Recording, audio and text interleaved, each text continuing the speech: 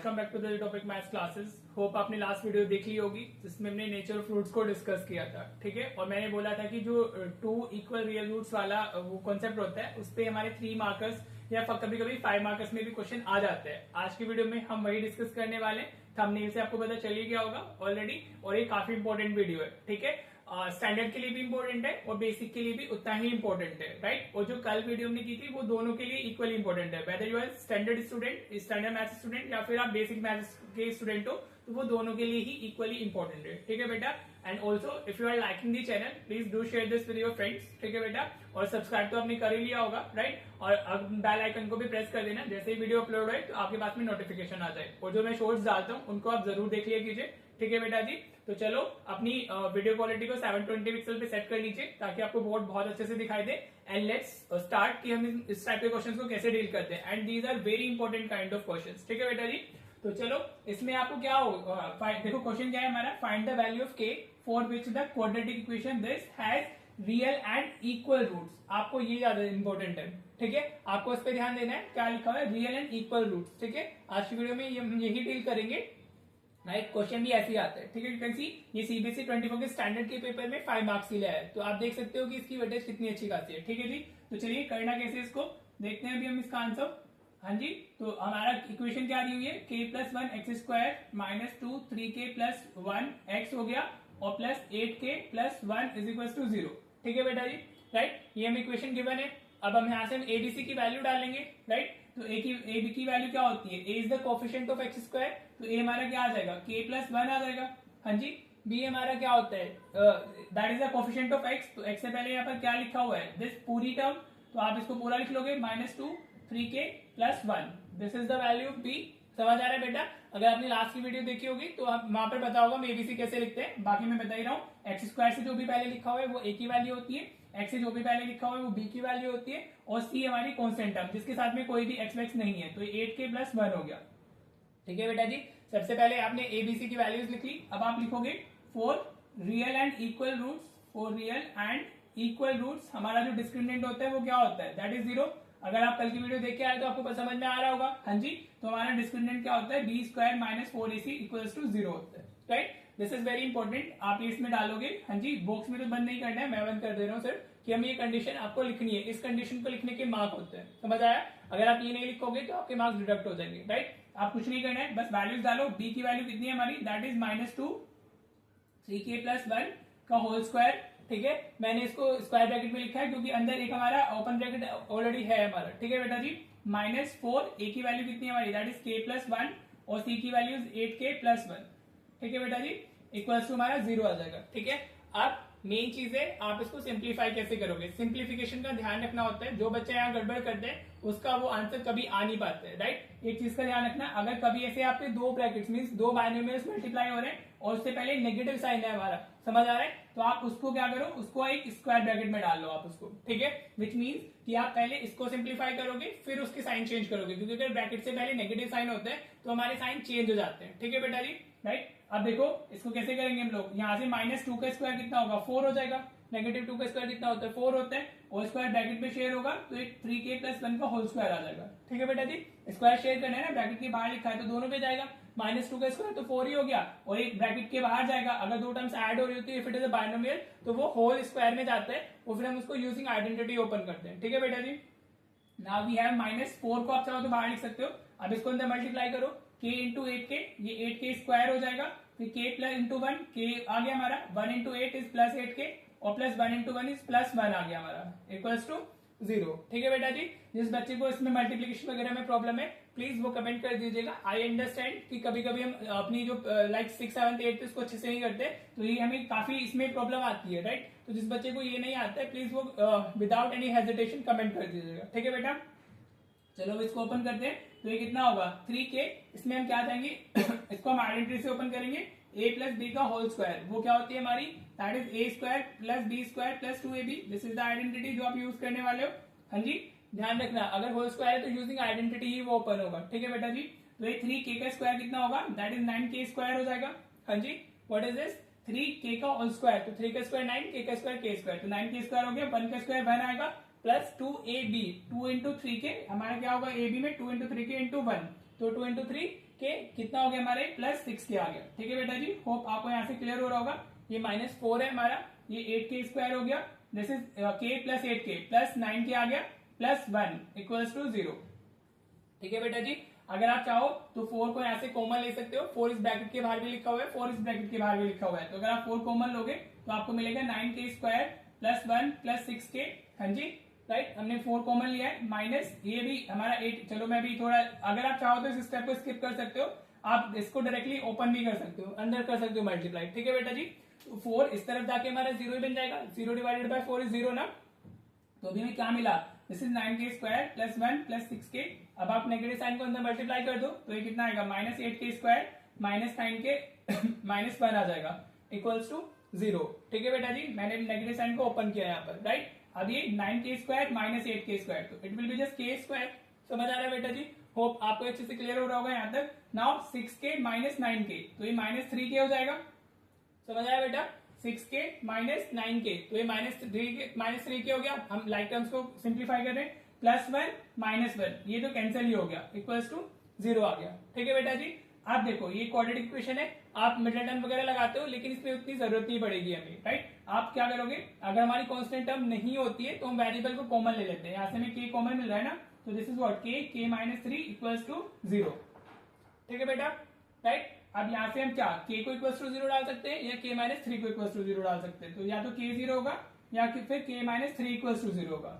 ठीक है बेटा, होप आपको समझ में आ रहा होगा। ये क्या है, हमारी फैक्टराइज्ड फॉर्म है, तो या तो यहाँ से k 0 होगा या k माइनस 3 0 होगा। तो k की एक वैल्यू तो हमारी 0 आ गई और एक k की वैल्यू 3 आ गई। ठीक है, तो k की दो वैल्यूज होंगी हमारी, 1 इज 0 एंड 1 इज द 3। ठीक है, हमें वही बताना था ना, find the value of k for which the quadratic equation this has real and equal roots. तो यहाँ से हमारी कितनी वैल्यूज आई है k की, 2 वैल्यूज आई है। ठीक है बेटा, राइट। एक चीज का ध्यान रखना, जो आपकी k की वैल्यूज आएगी उसमें जरा एक बार एक्स स्क्वायर वाली टर्म को चेक कर लेना। समझ आ रहा है, तो सपोज यहाँ पे k अगर हमारा -1 आया होता, क्या आया होता k हमारा -1, तो अगर हम यहाँ पे -1 पुट करते तो -1 + 1 वो 0 हो जाता, तो वो क्वाड्रेटिक इक्वेशन हमारी ही नहीं जाती। समझ आ रहा है, अभी तो वो ठीक है। इसके लिए तो ये अगर हमारा k -1 आया होता तो हम इसको रिजेक्ट कर देते। ठीक है बेटा जी, रिजेक्टेड बिकॉज मैं इससे समझा रहा हूँ कि कभी कभी ऐसी वैल्यूज आ जाती है जिसमें आंसर दोनों नहीं होते, एक ही होता है, तो उसमें आपको फिर इस तरीके से लिखना है, rejected because with k equals to -1 the equation will be no longer quadratic. आप ऐसे लिख दोगे, the equation will be no longer quadratic, no longer quadratic. ठीक है बेटा, ये मैं बता रहा हूँ वो सिनेरियो के लिए। ठीक है, जो आपकी दोनों वैल्यूज आएंगी उसको आप चेक करोगे with the first term only, जो एक्स स्क्वायर वाली टर्म होती है सिर्फ उसके साथ चेक करना है। अगर दोनों से वो 0 नहीं बन रहा है तो फिर तो दोनों ही आंसर हो जाएंगे, अगर किसी एक से 0 बन रहा है तो फिर हम उसको रिजेक्ट कर देते हैं। ठीक है बेटा जी, होप आपको अच्छे से क्लियर हो गया होगा। देखो 5 मार्क्स लाना कितना ईजी था। हाँ जी, चलिए अभी एक क्वेश्चन और देखते हैं जो सीबीएसई 24 के दूसरे सेट में आता है। ठीक है बेटा, देखो बेटा ये भी 24 के स्टैंडर्ड के पेपर में है, 5 मार्क्स, इसकी वेटेज 5 मार्क्स दे दी थी, लेकिन ये एक्चुअल में 3 मार्क्स की वेटेज का ही होता है। ठीक है, तो हो सकता है आपके पेपर में भी ये आ जाए या किसी न किसी पेपर में तो आपको डेफिनेटली इस टाइप के क्वेश्चन मिलने वाला है। ठीक है, आप टाइप को समझो, कॉन्सेप्ट को समझो, क्वेश्चन से नहीं आपको कोई लेना देना होना चाहिए कि इस टाइप का क्वेश्चन अगर आएगा तो आप कैसे करोगे। ठीक है बेटा जी, तो सेम ही आपको हमें क्या दिया हुआ है, रियल एंड इक्वल रूट्स दिए हुए हैं और जो इक्वेशन दी हुई है, तो जैसे भी लास्ट क्वेश्चन किया एक्जैक्टली सेम हम करेंगे इसको। तो अगर हम इसके आंसर की बात करते हैं तो हमारा क्या इक्वेशन है, c + 1 एक्स स्क्वायर हो गया -6 c + 1 एक्स हो गया +3 c + 9 हो गया इक्वल्स टू 0। ये कंडीशन दी हुई है हमें। हाँ जी, तो हम a की वैल्यू क्या हो जाएगी हमारी, a is what c + 1 x तो कोएफिशिएंट होता है हमारा a, b हमारा कितना होगा, दैट विल बी -6 c + 1 हो गया और a +3 c + 9 हो, सॉरी ये हमारा c की वैल्यू होगी। ठीक है बेटा जी, 3c + 9, राइट। अगर देखो यहाँ पे सी दिया हुआ है तो आप इनको कैपिटल्स में भी यूज कर सकते हो, you can write this is capital A, इसको आप कैपिटल बी लिख सकते हो, इसको कैपिटल सी लिख सकते हो। ठीक है, जस्ट टू डिस्टिंग्विश जो हमारा ये वाला सी है और जो ये कांस्टेंट वाला सी हम यूज कर रहे हैं वो अलग अलग है। ठीक है बेटा जी, अगर यहाँ सी की जगह जैसे के दिया हुआ था लास्ट क्वेश्चन में तो हम इसको स्मॉल से रिप्रेजेंट कर लेंगे। ठीक है बेटा जी, तो ये सिर्फ जस्ट नोटेशन है। तो आप वापस में लिखोगे for real and equal roots, for real and equal roots हम लिखेंगे जैसे भी अपने लास्ट क्वेश्चन में किया, एक्जैक्टली सेम ही करना है, इसमें भी कुछ नया नहीं है। तो अभी हमारा क्या लिखना होगा इसमें, b² - 4ac इक्वल्स टू 0। मैंने यहाँ पे कैपिटल में किस लिए लिखा है, क्योंकि जो मेरा कांस्टेंट है जिसकी मुझे वैल्यू फाइंड करनी है वो भी c ही है, स्मॉल। ठीक है बेटा, तो इससे ताकि आपको कंफ्यूजन ना हो इसलिए मैंने इसको यहाँ पे कैपिटल्स में लिख दिया है, तो वे टोटली फेयर होते हैं। ठीक है जी, वैल्यूज डालते हैं, बी की वैल्यू कितनी है हमारी, दैट इज -6, सी प्लस 1 हो गया, का होल स्क्वायर जाएगा, जैसे लास्ट क्वेश्चन में किया था, ये एक ब्रैकेट पार्ट है एक नेगेटिव पार्ट है, तो स्क्वायर ब्रैकेट में डाल देंगे, -4, ए की वैल्यू हमारी कितनी है, दैट इज सी प्लस 1, और सी की वैल्यू हमारी कितनी है 3, सी प्लस 9 हो गया ये, ठीक है बेटा जी, इक्वल्स टू 0। इसको भी हम क्या करेंगे, इसको भी हम करेंगे एक ब्रैकेट के अंदर बंद, ठीक है बेटा जी, राइट। अब इसके स्क्वायर ओपन करेंगे तो -6 का स्क्वायर कितना होगा, दैट विल बी 36, और ये सी प्लस 1 का होल स्क्वायर हो जाएगा, ठीक है बेटा, समझ में आ रहा है, होप आपको क्लियर हो रहा होगा। माइनस ये 4 इंटू 3 12, ये तो ब्रैकेट के बाहर लिख लेते हैं, और अंदर हमारा क्या आ गया, सी प्लस 1 आ गया, और हमारा सी प्लस 9 हमें मिल गया, ठीक है बेटा जी, इक्वल्स टू 0, राइट। देखो अब आप इसका होल स्क्वायर ओपन करके कर सकते हो, जैसे भी हमने लास्ट क्वेश्चन में किया था, लेकिन इफ यू सी जो सी प्लस 1 है वो इधर भी प्रेजेंट है, और सी प्लस 1 हमारा इधर भी प्रेजेंट है, समझ में आ रहा है, तो सी प्लस 1 आप कॉमन भी ले सकते हो, तो वहां से ये छोटा हो जाएगा, राइट। अगर आपको समझ में आता है तो ठीक है, नहीं तो आप इसको होल स्क्वायर ओपन करना, इसको अंदर मल्टीप्लाई करना, ठीक है, जैसे भी लास्ट क्वेश्चन में किया था तो वैसे भी हो जाएगा, ठीक है जी। तो अगर मैं यहाँ से देखूं इस टर्म से और इस टर्म से मेरे को क्या दिख रहा है, 12 कॉमन दिख रहा है, और सी प्लस 1 कॉमन दिख रहा है, हाँ जी बेटा, क्या दिख रहा है, 12 में 36 आता है ना, और सी प्लस 1 की पावर 2 है, इधर पावर 1 है, तो यहाँ से अगर हम इसमें 12 कॉमन लेंगे तो 12 3 36 हो गया हमारा, और ये सी प्लस 1 बच जाएगा, ठीक है बेटा, क्योंकि एक पावर तो भी इधर रह जाएगी ना, एक कॉमन गई है हमारी बाहर, राइट। जिसको ये क्लियर नहीं हो रहा है वो बता देना, ठीक है, -12 निकल गया, सी प्लस 1 निकल गया, तो ये सी प्लस 9 रह गया सिर्फ इधर, इक्वल्स टू 0, ठीक है बेटा जी। तो ये 12 सी प्लस 1 आ गया, अब इसको अंदर मल्टीप्लाई कर लो, सिंप्लीफाई कर लीजिए, ये कितना होगा 3c हो जाएगा, प्लस 3 आएगा, ये -c -9 हो जाएगा, इक्वल्स टू 0, ठीक है बेटा जी, राइट। तो एक फैक्टर हमारा कितना है, सी प्लस 1 आया, और ये 3c -c 2c हो जाएगा, 3 -9 -6 हो जाएगा, इक्वल्स टू 0, ठीक है बेटा। अब राइट, अभी फैक्टराइज फॉर्म है, तो या तो ये 0 होगा या फिर ये 0 होगा, राइट। तो यहाँ से अगर हम c प्लस 1 इक्वल्स टू 0 डालते हैं, और यहाँ से 2c -6 इक्वल्स टू 0 डालते हैं, तो c की वैल्यू क्या हो जाएगी हमारी, -1 आ जाएगी यहाँ से, तो समझ आ रहा है ना बेटा, कैसे कर रहे हो, फैक्टराइज फॉर्म मिल गई ना, तो इक्वल्स टू 0 डाल देना होता है हमने, तो ये 2c इक्वल्स टू 6 आएगा, तो c की वैल्यू 3 आ जाएगी हमारी यहाँ से, ठीक है बेटा, क्लियर। c की दो वैल्यूज आई है, वन इज -1 एंड दूसरा हमारा 3 आई है, ठीक है। जैसे देखो अभी मैं लास्ट क्वेश्चन में एक्सप्लेन कर रहा था कि हमें दोनों वैल्यूज के लिए चेक करना होता है, हमारी फर्स्ट टर्म के लिए एक्स स्क्वायर वाले टर्म के लिए, क्योंकि उसको कोई ऐसी वैल्यू तो नहीं है हमारी वेरिएबल की जो इसको 0 बना रही है, राइट। तो यू कैन सी अगर हम यहाँ पे -1 डालते हैं, c की वैल्यू -1 हम डालेंगे, -1 + 1 तो वो 0 हो जाएगा, तो ये इक्वेशन हमारी क्वाड्रेटिक ही नहीं रहेगी, ठीक है बेटा।